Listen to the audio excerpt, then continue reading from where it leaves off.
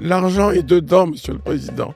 Les deux hommes retournent les 4 djembés et Villepin de couper le cordage, de retourner le djembé et l'argent dévale. On a vu un flot de billets de 5 $. 5 !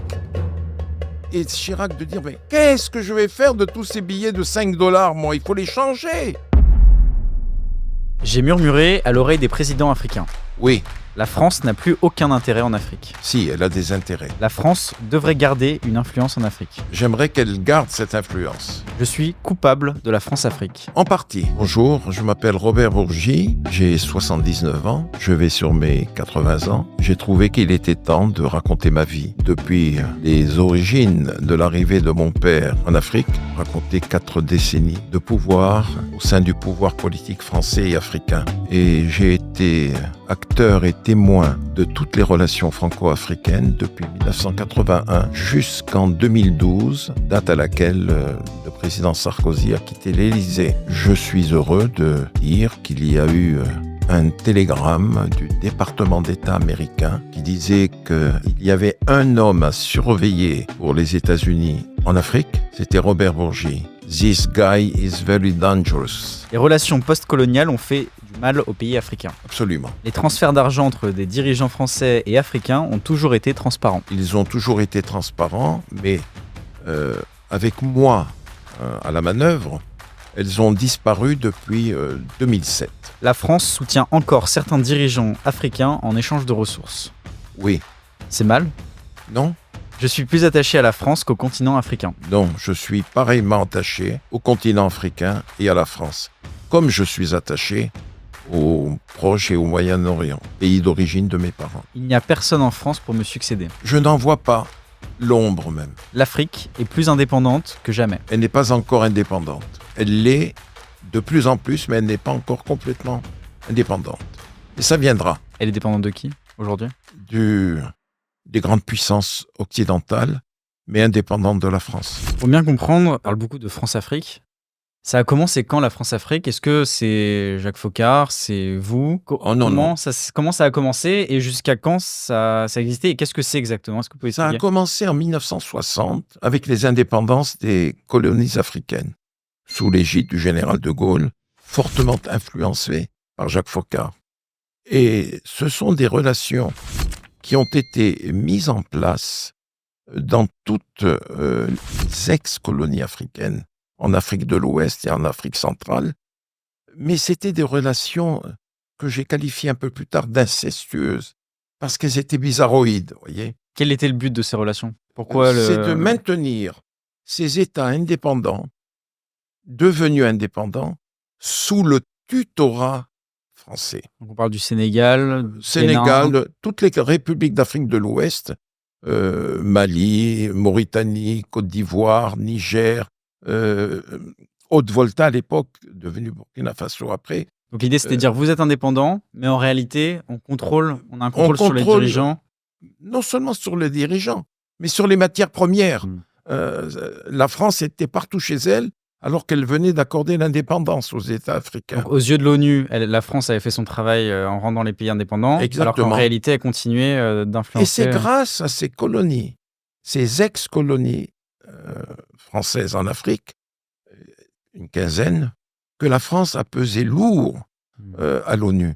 Parce qu'à chaque fois que la France souhaitait faire voter une résolution, vous aviez tous les États africains qui votaient avec elle. En fait, il y avait la voix de la France et la voix de ces ex-colonies. Deuxièmement, les chefs d'État africains avaient signé des accords de défense avec la France. La France avait des bases un peu partout en Afrique centrale et en Afrique de l'Ouest. Dakar, Abidjan, Libreville et autres. Et grâce à ces accords de défense, les chefs d'État africains qui étaient souvent très loin de la démocratie la plus élémentaire, étaient assurés de rester au pouvoir. Ils avaient signé les accords de défense. Donc la France disait aux chefs d'État, faites ce que vous voulez dans vos pays, nous assurerons votre pérennité grâce aux accords de défense. Donc la France a encouragé des régimes autocratiques, peut-être même dictatoriaux. Elle les a pas encouragés, elle les a conservés. Elle leur a permis de durer. Et elle a permis à ce que des chefs d'État africains restent 4 ans, 5 ans, 10 ans, 15 ans, 20 ans, 30 et 40 ans au pouvoir. Et aujourd'hui, vous avez au Congo-Brazzaville, au Togo, et partout ailleurs en Afrique, des présidents qui sont là depuis des décennies. C'est impensable. Et c'est inacceptable aujourd'hui. Et vous, votre sentiment quand vous commencez à travailler sur ce sujet, à cette époque-là, vous êtes un jeune étudiant, vous avez conscience de ça? Comment vous le percevez? Non, je vais être franc avec vous. Bien sûr. Il y a 50 ans, ne se posait pas ce problème, comme il se pose aujourd'hui. Vous êtes branché sur tout ce qui se passe dans le monde. Vous voyez, les portables, les ordinateurs et tout, les réseaux sociaux et tout. À l'époque, on n'avait rien. Le portable n'existait pas. Donc, je n'en ai été conscient, franchement, que au début des années 90, au moment du discours de La Baule du président Mitterrand, en 1989. Qu'est-ce qu'il dit à ce moment-là, le discours? Il avait dit qu'il fallait les conférences nationales dans les ex-colonies françaises et qu'il fallait aller vers plus de démocratie. Impossible de proposer un système tout fait. La France n'a pas à dicter je ne sais quelle loi constitutionnelle qui s'imposerait de facto à l'ensemble de peuples qui ont leur propre conscience et leur propre histoire et qui, s'ils veulent bien retenir le principe édicté, la démocratie est un principe universel, doivent savoir comment s'y diriger. À la démocratie, il faut un État. À la démocratie, il faut le développement. Et il faut l'apprentissage des libertés. La France, bien entendu, liera dans sa démarche tout l'effort de contribution à tous les efforts qui seront accomplis pour aller vers plus de liberté. Donc il met à jour le système de la France-Afrique. Oui, il l'a dit, mais ça n'a pas été suivi dans les faits, voyez. Mais il y a des consciences qui se sont ouvertes à ce moment-là. Oui, les nouvelles élites africaines, que j'applaudis d'ailleurs, que j'approuve dans leur discours, dans leur comportement, dans leur attitude, les nouvelles élites africaines sont formées comme ne l'étaient pas leurs aînés. Les élites actuelles, vous parlez ?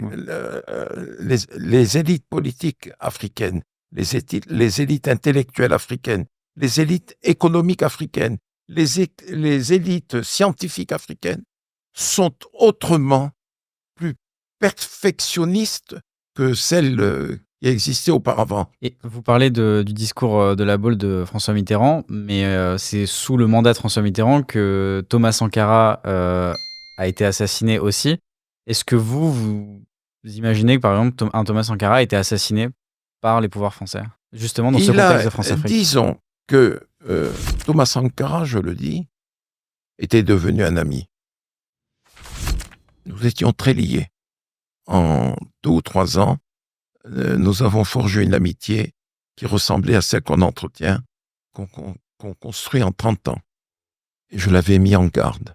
Foccart m'avait fait venir chez lui, rue de Prony à Paris, et il m'avait dit, Robert, avertissez votre ami Thomas d'être très prudent, parce que il va y avoir un coup venu du plus proche d'entre ces hommes, du plus proche.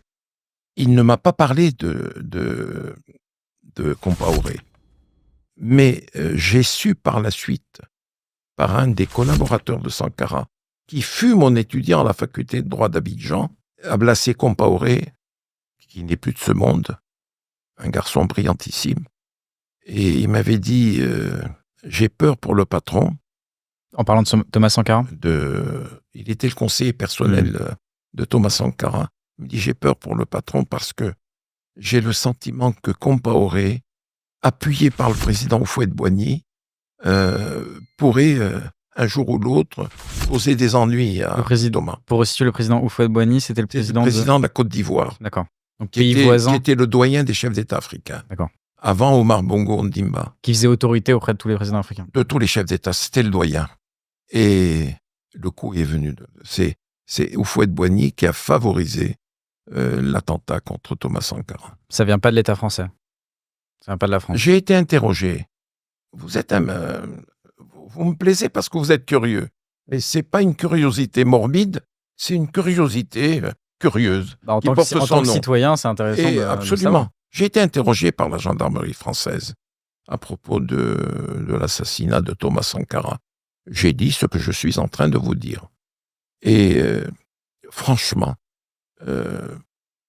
je ne sais pas s'il y a une part française dans cet assassinat. Je l'ignore. Par contre, je sais que M. Focard lui-même, le monsieur Afrique, du général et de M. Chirac, à l'époque Premier ministre, il était Premier ministre, Chirac, à l'époque, m'avait dit, il va y avoir un coup contre Sankara. Est-ce qu'il y a eu une main secrète française? Cela n'aurait pas été possible aussi sans une ingérence française. Mais je ne vous le dis pas de manière certaine. Mais ça ne peut pas se faire sans que la France n'y soit mêlée de près ou de loin. Voyez. Mais l'acteur premier, c'est Houphouët-Boigny. Parce que je posais cette question, ce que je voulais dire à l'instant, c'est s'il y a quelqu'un qui devait bien être au courant de ça, si jamais l'État français était responsable, c'est Jacques Faucard ou vous qui étiez vraiment présent sur les questions africaines. Écoutez, moi je n'étais pas au courant. Celui qui m'a mis au courant, c'est Jacques Faucard. Et si Jacques Faucard me l'a dit, c'est qu'il savait qu'il y avait quelque chose qui se préparait au niveau français. Il le savait automatiquement, il le savait. Et d'ailleurs, une fois que Thomas Sankara a été éliminé, celui qui porte le poids le plus lourd de la responsabilité, c'est-à-dire le président qui est venu après, Blaise Compaoré, il a été adoubé par toute la classe politique française. Adoubé. Et j'ai mis en garde Sankara. Lors d'un entretien téléphonique entre lui et moi, j'étais à Dakar et lui était à Ouaga. Vous lui avez dit, après que Je Jacques lui ai Faucard dit, le vieux, je lui ai dit ceci. Je lui ai dit, Thomas, le vieux m'a chargé d'un message dans ta direction. Il m'a dit, qui, grand frère? Je lui ai dit, voilà. Il m'a dit que tu sois très prudent. Un coup pourrait venir du plus proche de ton entourage. Il m'a dit, mais tu en es sûr? Je lui ai dit, tu sais, quand le vieux dit quelque chose, le vieux étant Jacques Faucard, Ouais.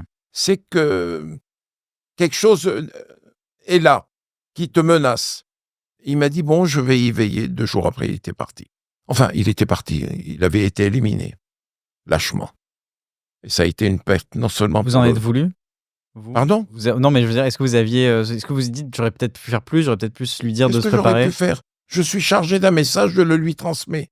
Je n'ai rien pu faire, moi. Si j'avais pu éviter cela, je l'aurais fait. Mais ça a été une perte non seulement pour le Burkina Faso, mais véritablement pour l'Afrique.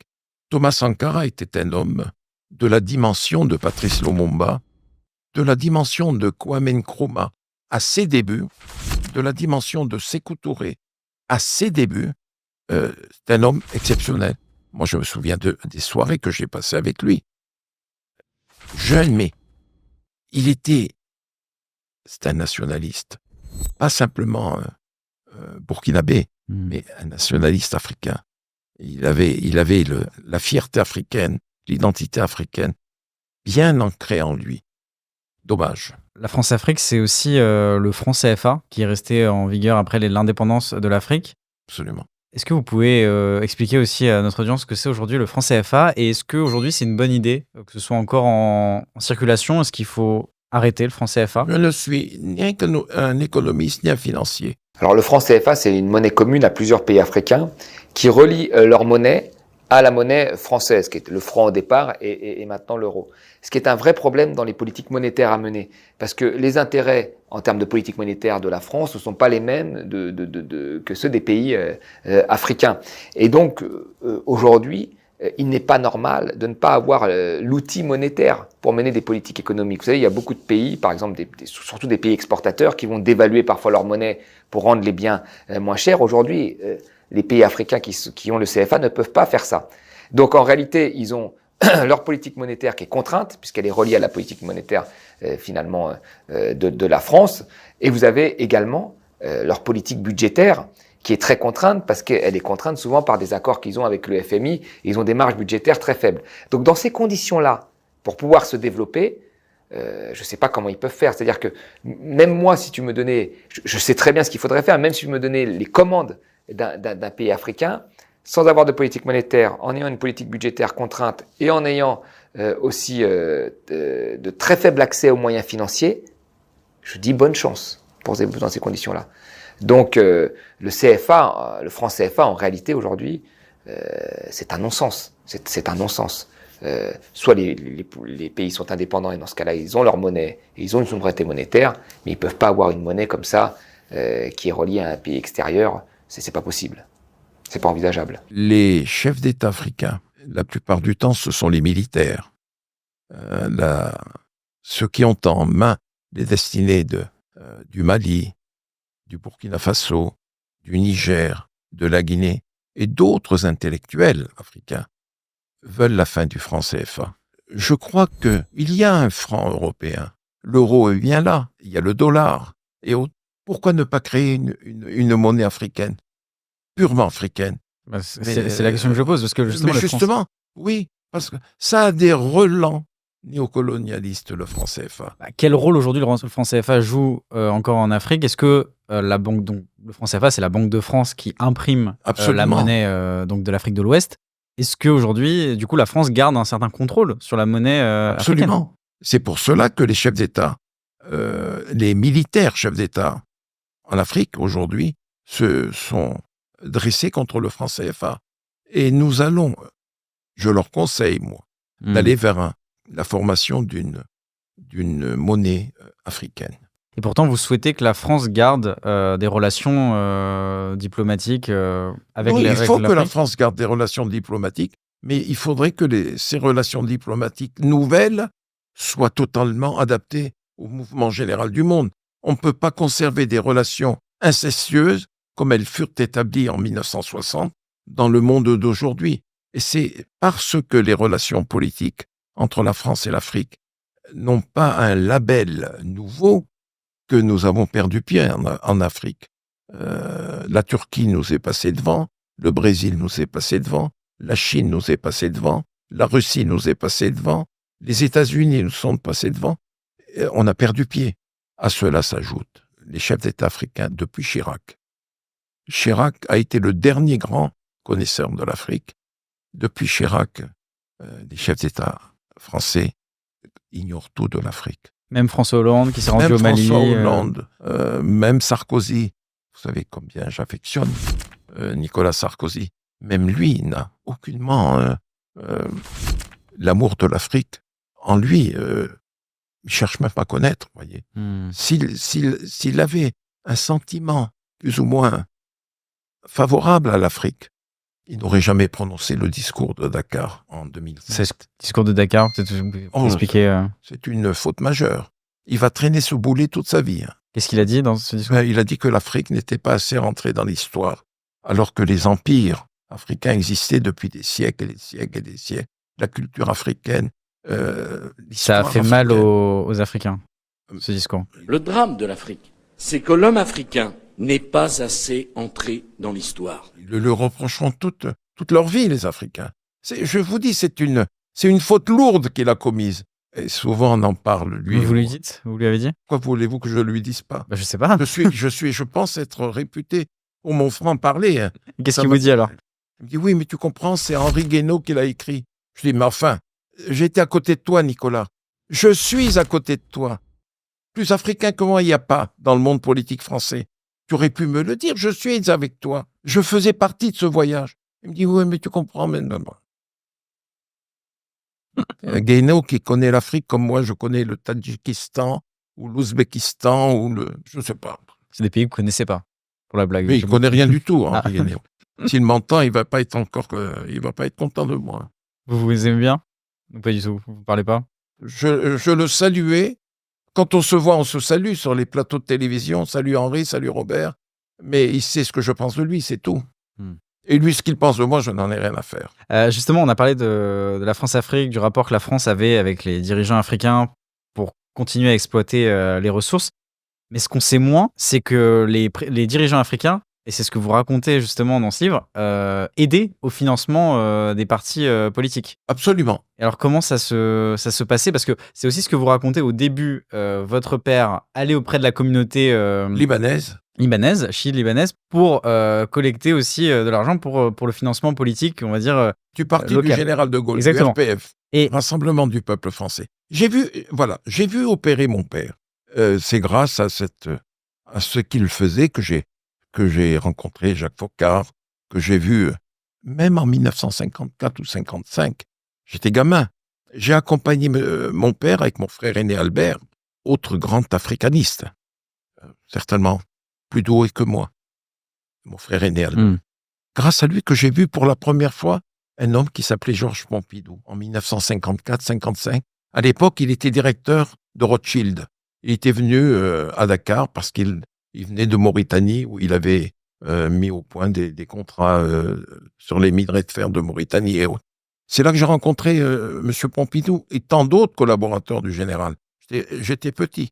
Et j'ai retrouvé ces gens-là au cours de ma carrière universitaire. Et j'ai vu comment ça se faisait.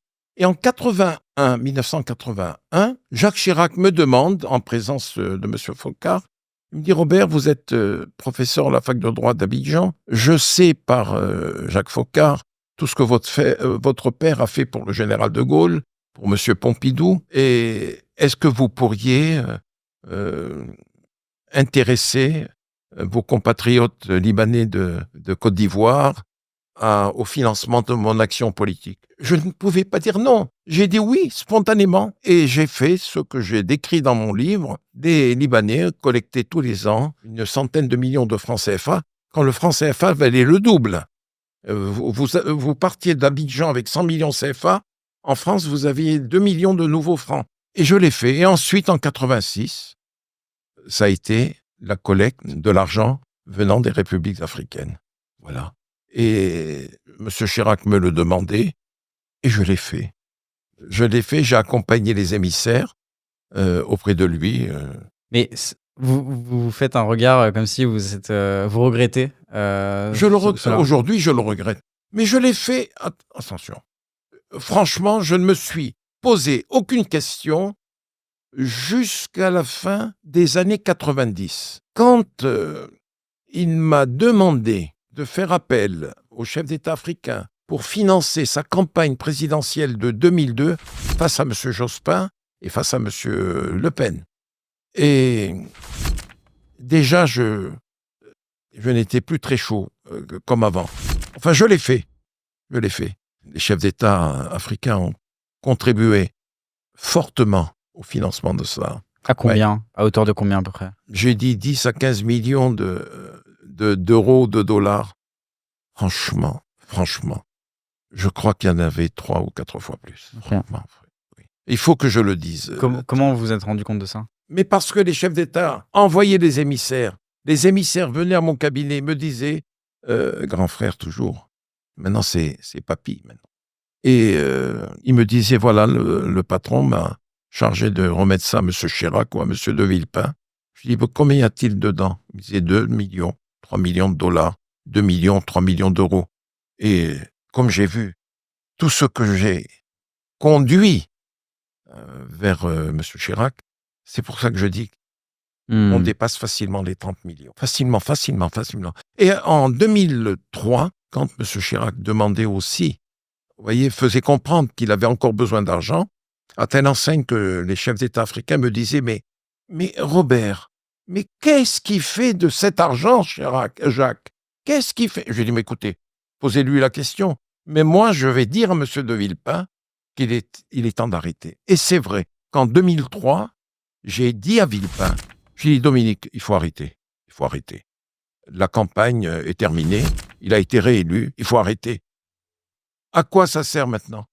Il n'est plus président du RPR, il n'est plus président... Enfin, il a été élu. C'est son dernier mandat qu'on arrête. Et la situation s'est retournée un peu avec De Villepin d'ailleurs, parce que De Villepin au départ voulait vous mettre les menottes, vous en rigolez dedans, et parce qu'il n'aimait pas vos méthodes. Vous êtes un marrant, vous. Ah bah j'ai lu votre bouquin. C'est bien. J'aime bien le croustillant, lui. Voilà, que je vous raconte dans le détail. En 1993, c'était la deuxième cohabitation en France.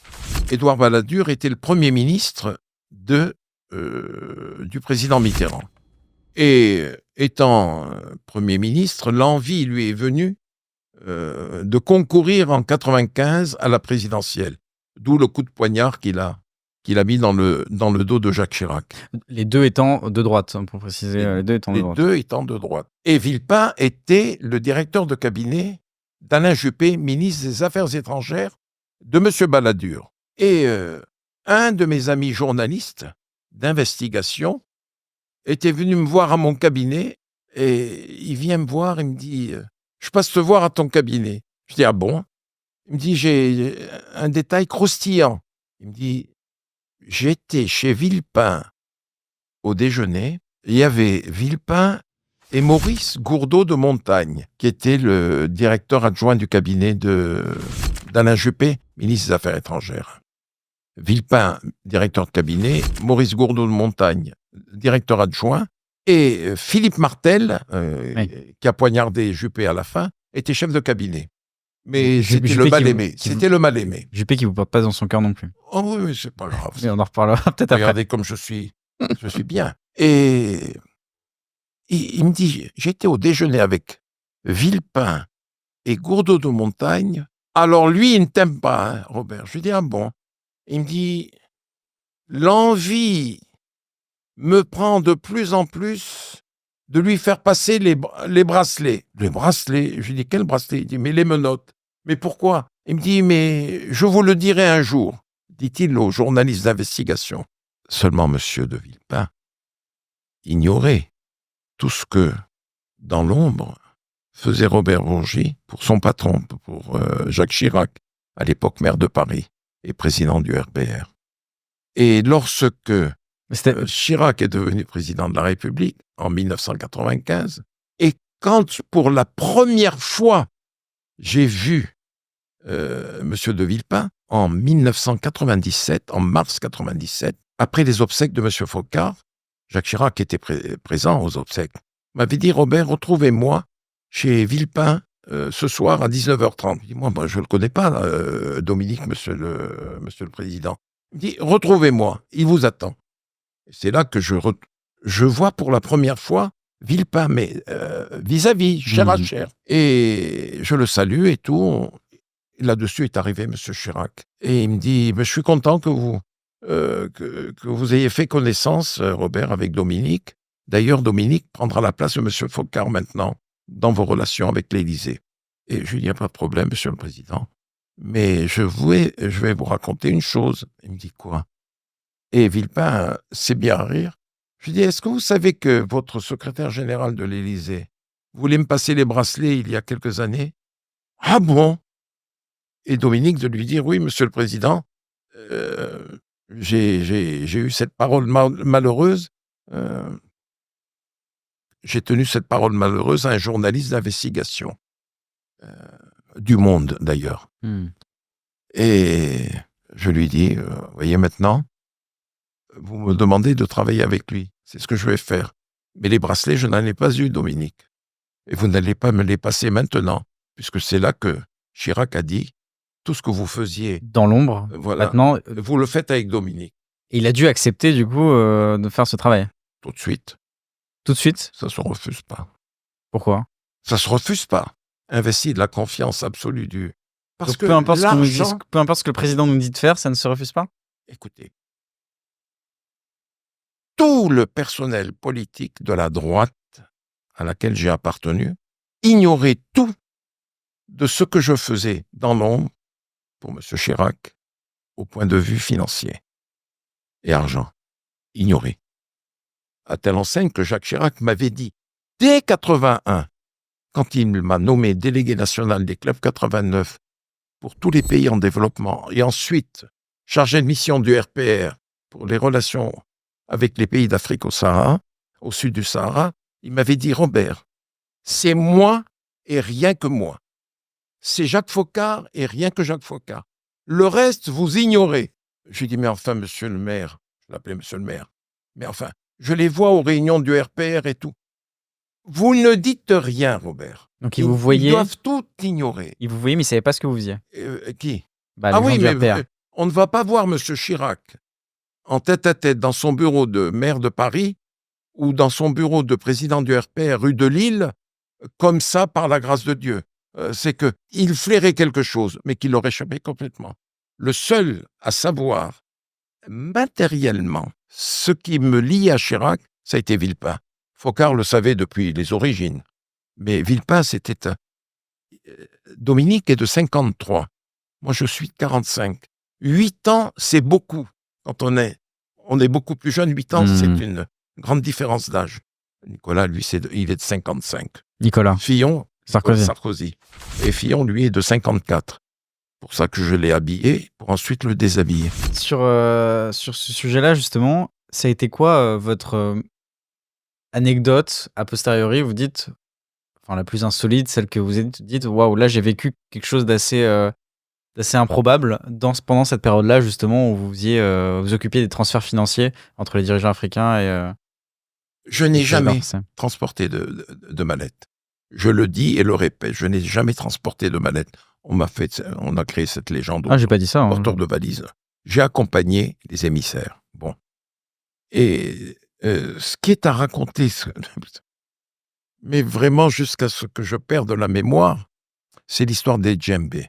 L'histoire des djembés, pour la campagne présidentielle de 2002, Jacques Chirac m'avait dit, une fois de plus, il faudrait quand même sensibiliser nos amis africains. J'ai encore besoin, cette campagne va coûter cher. Sensibiliser, ça voulait dire, il faut leur demander de l'argent. Oui, pas leur demander du tissu je sais pas, ou des mangues ou des papayes. Mais, et donc, donc je suis allé à Ouagadougou, au Burkina Faso, voir Blaise Compaoré. Nous étions devenus des amis par la suite, même plus des frères. Je lui dis, Blaise, le chef là, il a besoin de sous parce que Jospin a supprimé les fonds spéciaux, les fonds secrets. Jospin avait serré la vis. Il me dit, il n'y a pas de problème, c'est dur actuellement pour le Burkina Faso, mais je trouverai le moyen, je te préviendrai. Et quelques jours après, je rentre à Paris, bien entendu, et je reçois un appel de Blaise. Il me dit, je t'envoie Salif Diallo, son ministre d'État, l'homme politique le plus proche de lui, l'homme des secrets. Ce dernier arrive à Paris, me téléphone, et je vais le voir à son hôtel. Il me dit, tu as pris le rendez-vous avec le chef? Je lui dis oui. Tu as rendez-vous un dimanche à 19h avec le président et Villepin. Tout se passait dans le bureau de Villepin, pas dans le bureau de Chirac. Et je lui dis, tu as un rendez-vous à 19h et on portera les fonds. Et il me dit, on va passer dans... il avait une grande suite, on passe dans le salon. Et là, dans le salon, je vois 4 djembés debout. Je dis, mais il y a un orchestre burkinabé, je sais pas. J'ai pas été Qu'est-ce qui est averti. prévu Il me dit, non, ça, c'est pour le vieux. Comment? Le vieux, c'était qui? Chirac. Oui. Je dis, comment pour le vieux? Mais il n'attend pas les djembés, le président. Il me dit, non, l'argent est dedans. Je lui dis, les djembés? Il me dit, oui. C'était... les magistrats français s'intéressaient à l'argent venu d'Afrique, vous savez. C'était au moment de l'affaire Elf, l'Angola Gate, les biens mal acquis, tout ça, vous savez. Il y avait un fantasme qui était né. Il fallait être très prudent. Je dis, il n'y a pas de problème, mais 4 djembés dans la voiture de l'ambassadeur du Burkina, ça rentre pas, Salif. Il me dit, non, tu viendras avec ta voiture. Je lui dis, mais moi, je conduis pas. Je peux pas porter, moi. Il me dit, alors tu fais venir ton fils. J'ai un fils qui a aujourd'hui 51 ans. C'était en 2002. Costaud, Olivier. Et bel homme aussi. Et le dimanche, je viens avec ma voiture à l'hôtel de l'émissaire du Burkina. Il en met 2 dans le coffre de la voiture de l'ambassadeur du Burkina. Moi, j'en mets 2 dans le truc. Et on rentre dans la cour d'honneur. La cour d'honneur un dimanche après-midi. Cour d'honneur de l'Élysée. De l'Élysée, bien sûr, pas du zoo de Vincennes. De l'Élysée. Et les gendarmes étaient là, mais prévenus. et qui me connaissait parce que j'étais un visiteur régulier du palais. Donc, on rentre les deux voitures. Il nous voit sortir, ouvrant Il les pose pas de coffres. questions. Non. Le gendarme ne Mais pose non. pas de questions. Le secrétaire du président avait donné les instructions. Mais ils me connaissaient. Et là, je me retourne vers eux. Ils étaient hilars, les gendarmes. Hilars, je dis bien hilars. Et donc, on a posé les 4 djembés. Moi, j'ai dit, Salif, moi, je ne peux pas porter, j'ai été opéré. C'est vrai que je venais d'être opéré du dos. Et j'ai dit, mon fils en portera un, mais 2, il ne peut pas. Alors, j'ai appelé la secrétaire de Villepin, je lui ai dit, Nadine, il y a un problème. Il faudrait que vous veniez nous aider.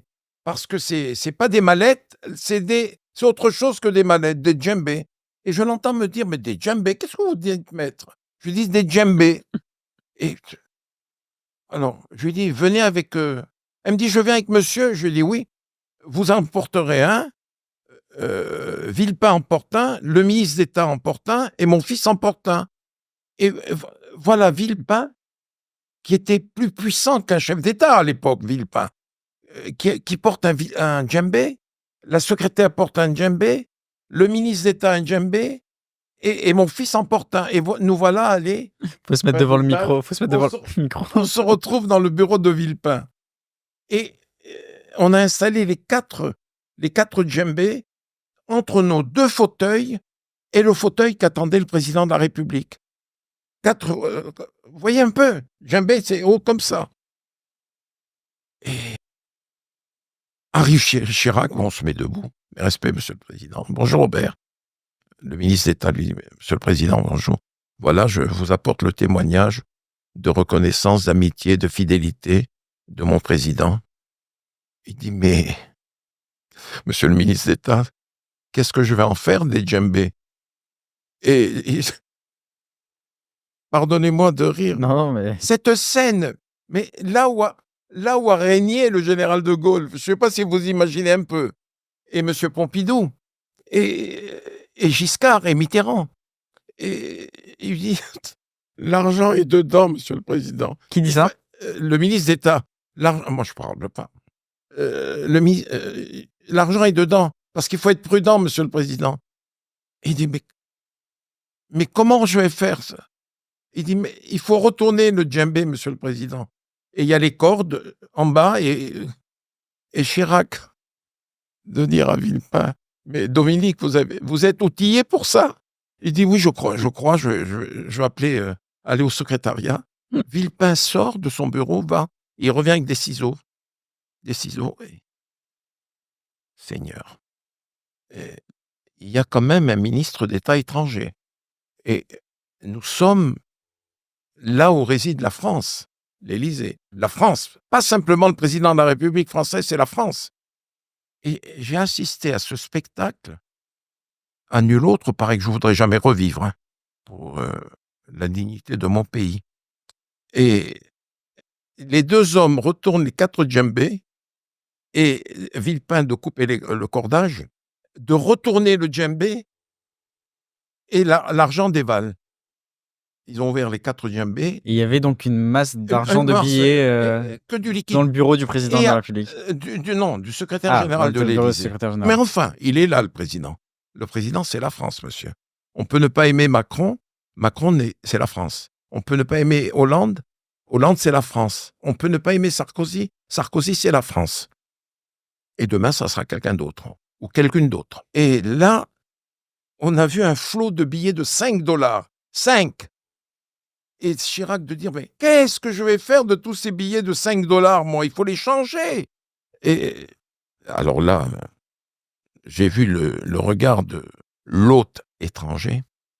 J'ai dit, monsieur le président, le ministre d'État voudrait retourner à l'ambassade. Je crois que j'ai fini ma mission. Nous allons rentrer. Et j'ai laissé monsieur Chirac et Villepin devant une petite montagne d'argent en espèces. Qu'est-ce que vous vous dites, vous, à ce moment-là? J'ai eu honte. Vous aviez honte? J'ai eu honte pour mon pays. Oui, monsieur. Parce que, quelque temps après, au cours d'une autre affaire, j'ai demandé à être interrogé par le pôle financier du tribunal de grande instance de Paris. Et j'ai raconté l'histoire des djembés. Il y avait le doyen du pôle financier. Il dit, qu'est-ce que vous avez ressenti, maître? Je lui dis, vous savez, monsieur le doyen du pôle financier, monsieur le doyen, j'ai eu honte pour mon pays. Parce que tout le monde me sait gaulliste, plutôt gaullien que gaulliste. Et j'ai eu mal pour la maison du général. J'ai eu honte, vraiment, j'ai eu honte. Mais C'est une scène qui me fait rire, mais qui me fait rire de tristesse aussi. qui serait digne d'une comédie, on pourrait l'imaginer dans un film, une comédie. Mais c'est tragicomique. Ce qui est intéressant, c'est que vous dites que vous avez eu honte à ce moment-là. Est-ce que quand vous allez voir le président africain, que vous lui demandez de l'argent, déjà dès ce moment-là, quand il vous dit c'est difficile pour mon pays, pour le Burkina Faso actuellement, c'est difficile, est-ce que dès ce moment-là, vous dites quand même, je viens d'une grande puissance, je demande à un pays qui a des difficultés, je lui demande de l'argent? C'est pas moi qui ai demandé, je suis envoyé en mission. Mais c'est vous qui parlez avec le monsieur, monsieur, comprenez ma position. Je ne suis rien. Je suis un avocat. J'ai une carrière africaine universitaire. Il m'était difficile de dire non au président de la République. De dire non, mais j'ai fait savoir 1 ou 2 ans après la réélection de Chirac. C'est là que j'ai dit à Villepin, je lui ai dit ça suffit. Il faut arrêter. Il faut arrêter. J'ai même utilisé un autre terme. Je lui ai dit, Dominique, il faut arrêter de racketter les gens. Moi, je ne veux... trouver quelqu'un d'autre, moi, je ne veux plus. Je lui ai dit, trouver quelqu'un d'autre, moi, je ne veux plus. Et quand il y a eu le scandale de 2005, entre lui et moi, au pavillon de musique de Matignon, j'ai été sauvé par Sarkozy, qui était candidat à la présidentielle.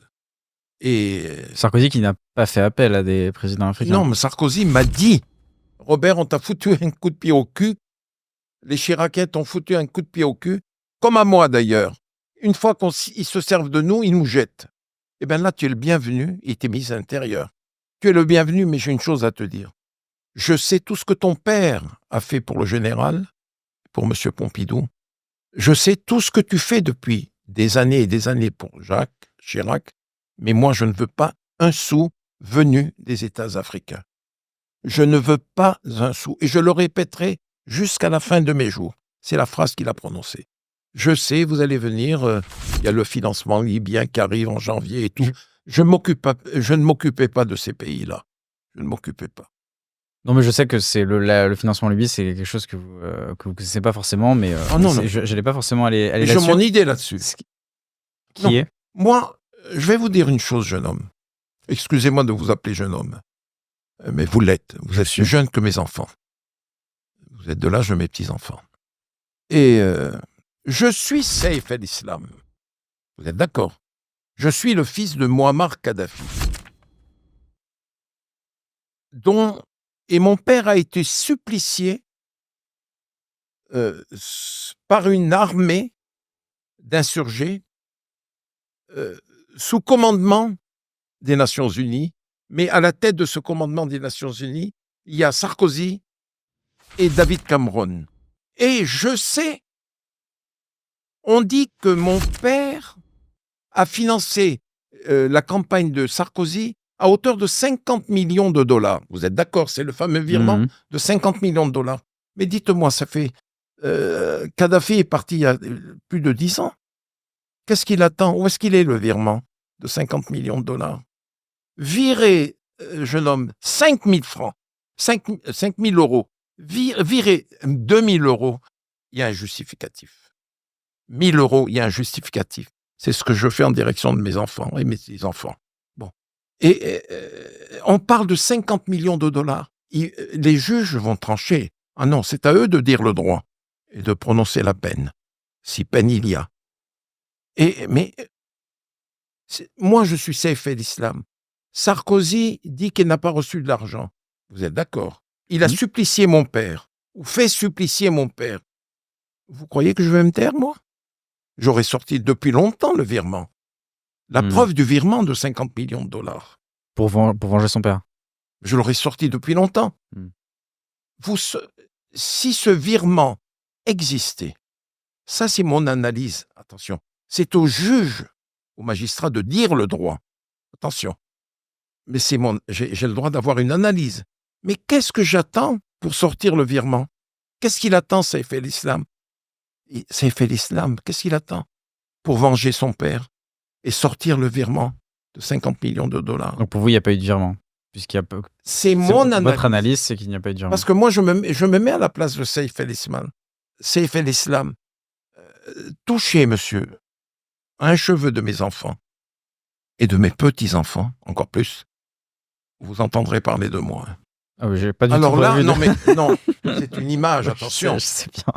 J'en abuse. Moi, Mais je sais que Sarkozy n'a jamais reçu un sou des États africains, un sou. justement, pour parler de Nicolas Sarkozy, ce qui est intéressant aussi dans votre bouquin, vous racontez la première fois où vous l'avez rencontré, et vous dites que vous avez anticipé qu'il deviendrait président. Vous êtes dit, lui, il va devenir président. Comment on... Non. Est-ce que vous le dites a posteriori? Non. C'est ce que vous J'ai dites. fait la connaissance. Non. Je vois à quel passage de mes mémoires vous faites allusion. J'ai fait la connaissance de Sarkozy en 82. C'était l'homme qui montait au RPR et moi je venais d'être nommé chargé de mission du RPR, mais pour toute l'Afrique.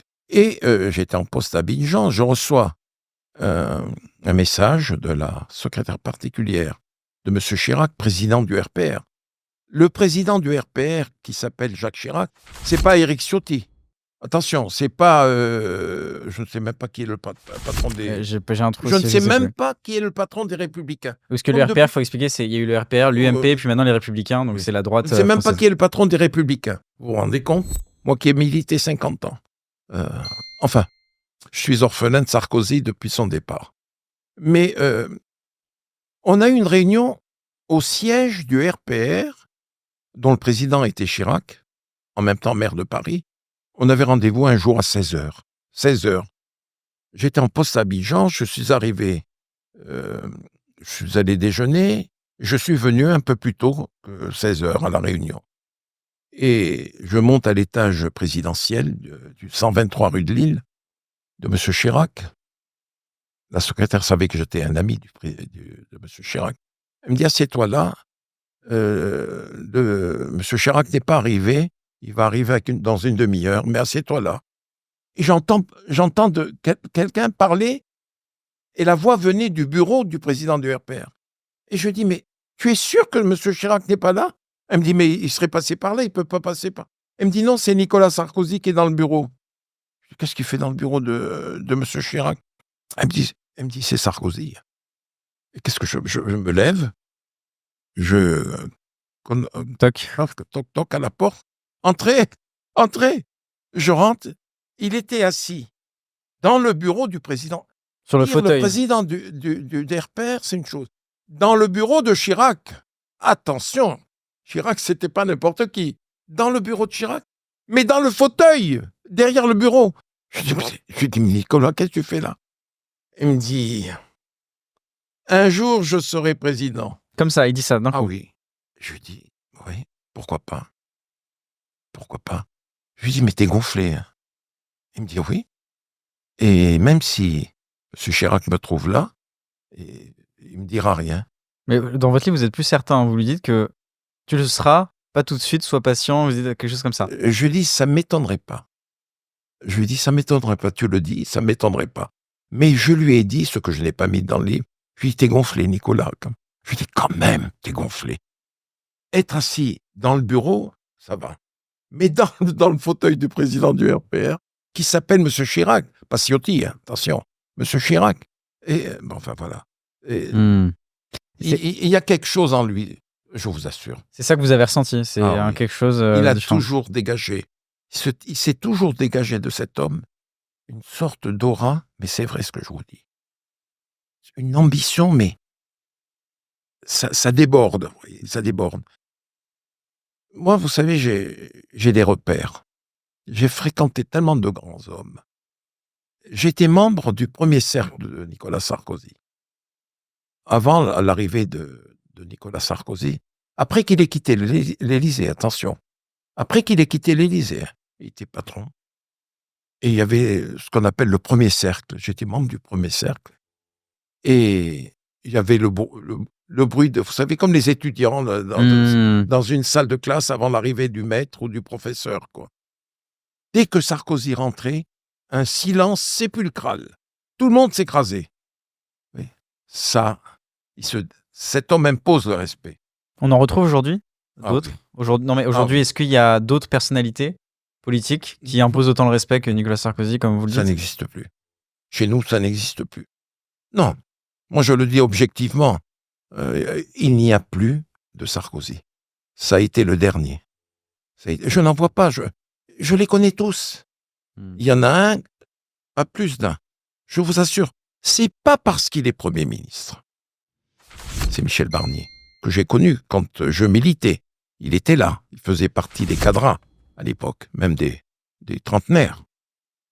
Et je me rappelle, un jour j'étais dans le bureau de Chirac, président de la République, et Michel Barnier était dans la salle d'attente, je l'ai salué et tout, il était ministre de Chirac.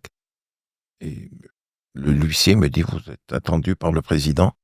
Donc, je rentre et je discute avec M. Chirac, et à la fin de l'entretien, il me dit, il y a quelqu'un qui attend? Je lui dis, il y a Michel Barnier qui est là. Vous le connaissiez, Robert? Je lui dis, oui, je l'ai connu quand on militait au grand messe du RPR. Il me dit, c'est un homme très bien, Robert.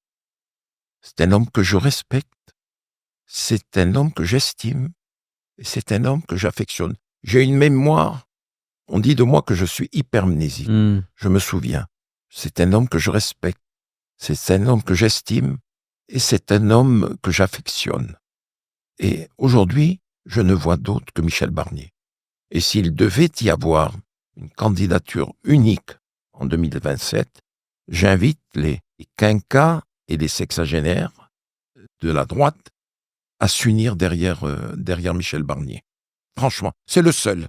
À droite, vous parlez de la droite. À gauche, de la droite. Dites-moi, à gauche, excusez-moi, ils ont eu un extraterrestre qui s'appelle Mitterrand, mais alors un extraterrestre, et qui dominait Chirac de combien de, je sais pas, plus charismatique que Jacques Chirac. Ah oui. Moi, j'ai été conseiller politique du ministre de la Coopération. Donc, j'assistais au sommet France-Afrique. Et Mitterrand était président de la République. Chirac était Premier ministre. J'étais derrière avec le ministre de la Coopération. Quand Mitterrand rentrait, attention, le silence des 40 chefs d'État africains. Silence sépulcral. Et je revois cette scène où Mitterrand a ouvert donc la réunion du sommet franco-africain. C'était une grand-messe, attention. Et je le revois encore se tournant vers Jacques Chirac, qui était son Premier ministre. Que pensez-vous, Monsieur le Premier ministre? Vous savez, que pensez-vous, Monsieur le Premier ministre? Et Jacques Chirac, comme un pénitent, Monsieur le Président, ça c'est signé. Ça c'est signé l'extraterrestre. Et depuis Mitterrand, il y a eu un homme à gauche, vraiment, qui avait quelque chose, c'est Jacques Delors. Jacques Delors imposait le respect. Il ne cherchait pas à l'imposer, il imposait le respect. Je me suis retrouvé une fois à un restaurant où il y avait M. Delors, et j'étais avec un ami avocat de gauche. Il est allé le saluer respectueusement. C'était après la renonciation de Delors à la présidentielle. Il m'a dit, viens, j'ai dit à M. Delors que tu étais. Je suis allé le saluer respectueusement. Ben, il se dégageait de ce M. Delors quelque chose que je n'ai plus retrouvé à gauche depuis Mitterrand. C'est important, le charisme. Ça s'appelle le charisme. Justement, sur François Mitterrand et même Jacques Chirac, il y a quelque chose qui m'a intéressé dans votre livre, je ne l'ai pas vu, on en est parlé ailleurs, c'est leur rapport aux forces occultes. Vous racontez une scène assez incroyable de Jacques Chirac, il y a un marabout qui vient voir Jacques Chirac, qui lui prend les mains, lui fait des prières, vous reconnaissez des passages du Coran. Ah oui. Et Jacques Chirac dit au président africain qui lui a envoyé le marabout, si ça marche, je t'appellerai, je te remercierai. Il y a eu deux scènes. Une en 88, Jacques Chirac était candidat, Premier ministre de Mitterrand, mais candidat aux élections de mai 88, et Bongo lui avait envoyé un marabout que j'avais installé, moi, personnellement, dans un hôtel près de la place Beauvau. Cet hôtel existe toujours, d'ailleurs.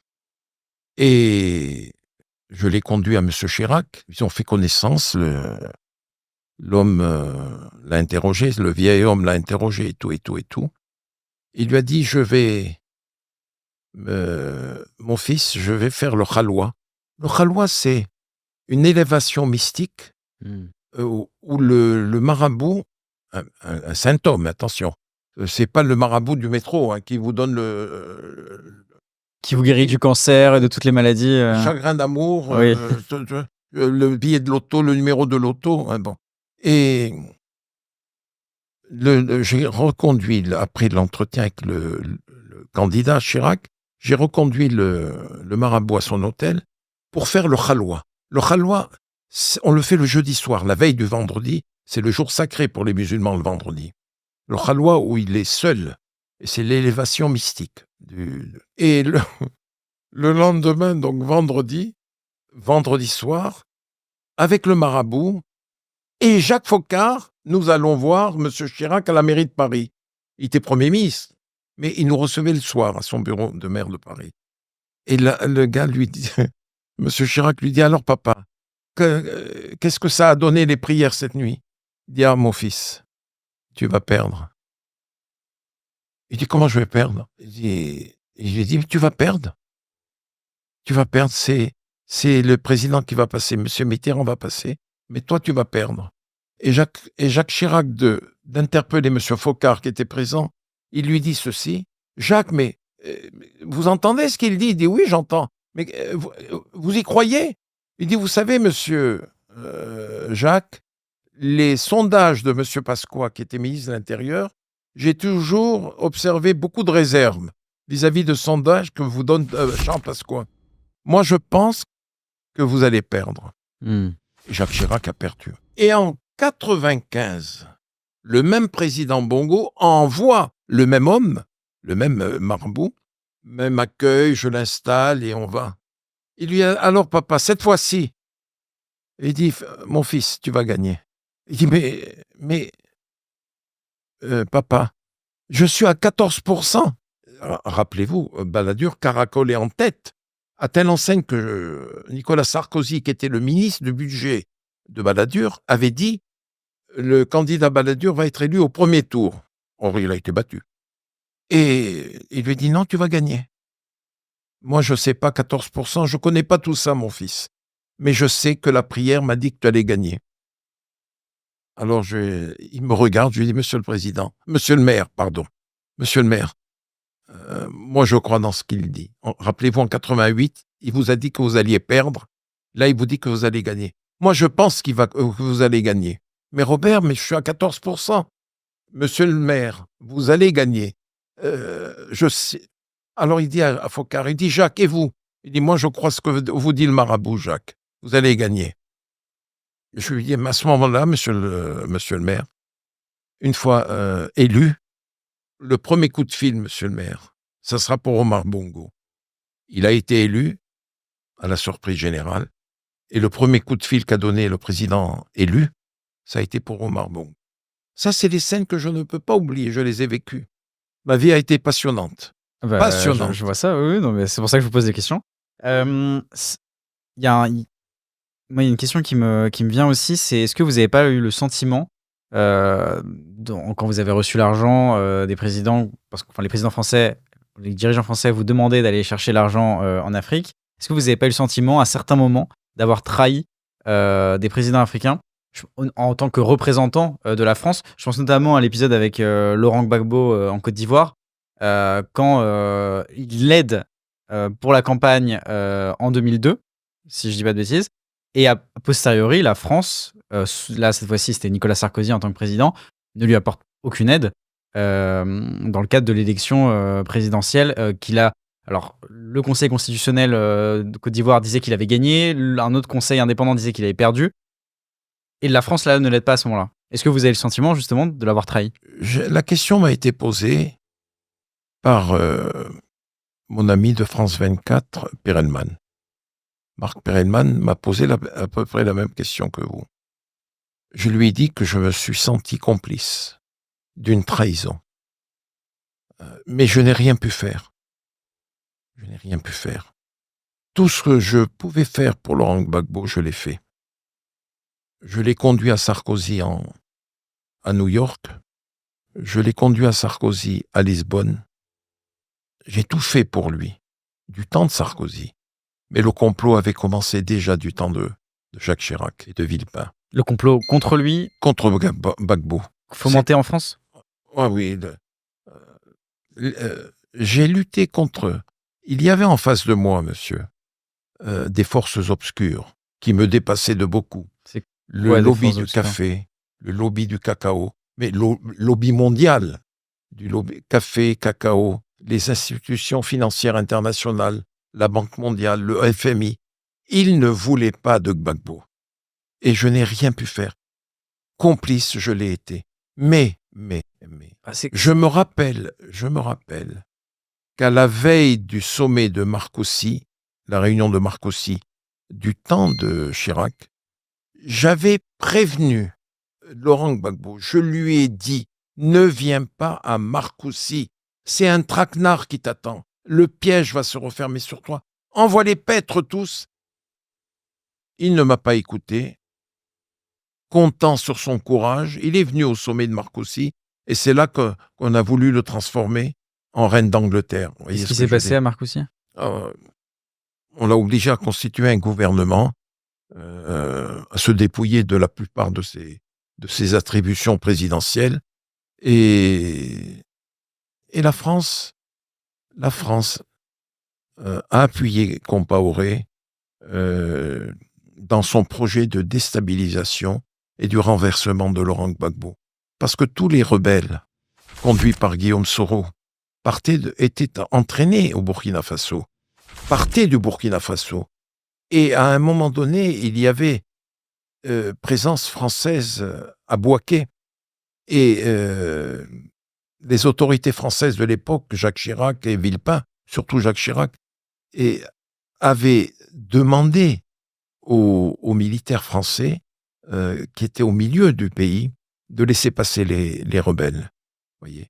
Et Laurent Gbagbo n'a rien pu faire. Mais je l'ai défendu, franchement. J'ai pas réussi, mais je l'ai défendu jusqu'au dernier jour, puisque j'ai dit à Sarkozy, dans son bureau, j'ai dit, Nicolas, s'il te plaît, le Conseil constitutionnel, qui chez nous sacralise et sanctifie le président élu, a déclaré que Gbagbo était élu. Il me dit, non, mais la CENI dit que c'est Ouattara. Je lui dis, mais la CENI n'est rien, c'est le Conseil constitutionnel qui a dit. Il a dit non. Je lui dis, il n'accepte pas tout ce que tu l'as voulu proposer. Professeur, 30 millions de CFA par mois, il n'en veut pas. Et à ce moment-là, il a bondi de son fauteuil et il a prononcé cette phrase atomique. Je vais le vitrifier. Oui. Et c'est ce qu'il fit 2 jours ou 3 jours après. Hélas pour Laurent Gbagbo.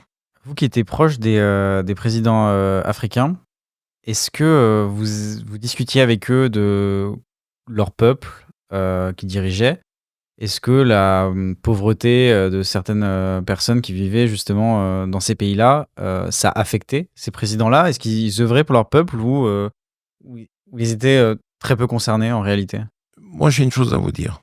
Très souvent, je disais à Sassou Nguesso, je disais à Omar Bongo, vu ma proximité avec eux, mais les liens que j'avais avec eux, vous savez, l'amitié exige la vérité. Souvenez-vous de ce que je vais vous dire, notez-le bien. Bongo m'a dit ceci un jour, Omar Bongo. Il m'a dit, fiston, comme il m'appelait, ma mère nous a appris une chose, mémorise-la bien. Je lui dis quoi, papa? Dis toujours la vérité à un ami, car du jour où tu la lui caches, c'est que déjà, quelque part, tu commences à le trahir. J'ai toujours dit la vérité au chef d'État. Je leur ai dit à Sassou, Je l'appelais Denis. Je dis, Denis, il n'y a pas d'hôpitaux dans ton pays. Il n'y a pas de route, il n'y a rien. Je suis allé faire un tour à l'université, en ville. Il n'y a rien. Il n'y a pas de banc, il n'y a pas de vitres, il n'y a rien. Tu perds ton temps, chef. Il m'appelait chef, Sassou. Il m'a toujours appelé chef. Mais tu perds ton temps, chef. J'ai dit la même chose au président Bongo. Je leur disais, mais je dois l'avouer, je n'ai jamais agi dans le sens d'utiliser cet argent pour faire autre chose, de penser à leur pays. Je n'ai jamais agi, mais j'en ai pris conscience sur la fin. Mais je dois avouer, humblement, que je n'ai pas fait ce que j'aurais dû faire.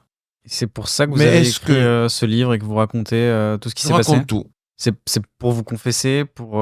Sorte de confession ou sorte aussi de, comment vous dire, de soins affectifs que je me donne. Ça fait du bien de raconter ce qu'on a. Il faut pas garder. C'est comme si vous alliez chez le psychanalyste. Il faut tout lui raconter au psychanalyste.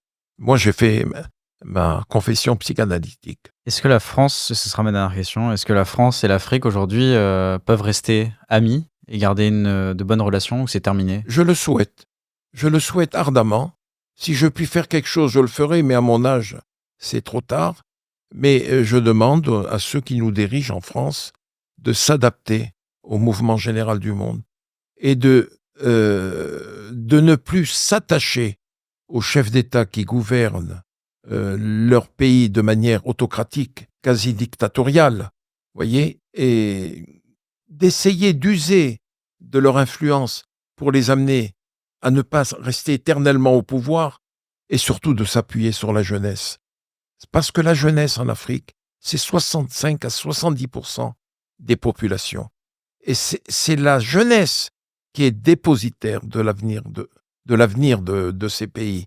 C'est en elle que se trouvent les ressources intellectuelles, les ressources matérielles, l'intelligence naturelle et économique et scientifique. Il faut aussi que les richesses, les matières premières qui sont exploitées par les grandes puissances, moi ce qui m'intéresse c'est exploitées par la France, ces ressources naturelles soient transformées en Afrique. C'est-à-dire que ce soit des entreprises africaines qui gèrent l'exploitation ? Exactement. Et ça aide, d'abord, c'est le plein emploi. Deux, les consortiums français c'est dans l'intérêt de la France.